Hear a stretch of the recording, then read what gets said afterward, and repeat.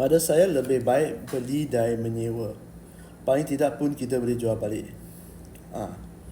Ini kan komen ni sangat-sangat bahaya. Rumah ni adalah aset yang susah nak cairkan tau. Dan apabila anda nak jual, bukan bermaksud ada orang akan beli ya. Anda kena tengok harga masa tu. Kokot jual anda rugi. Anda nak harga yang sangat tinggi, lepas tu pasaran memang tak nak. Jadi anda kena berhati-hati lah. Sebab tu saya selalu tekankan, sebelum anda beli rumah lagi, anda perlu bersedia dari segi mental, dari segi kewangan. Okay? Sebab beli rumah ni adalah perkara yang besar, keputusan yang besar. Tak kisah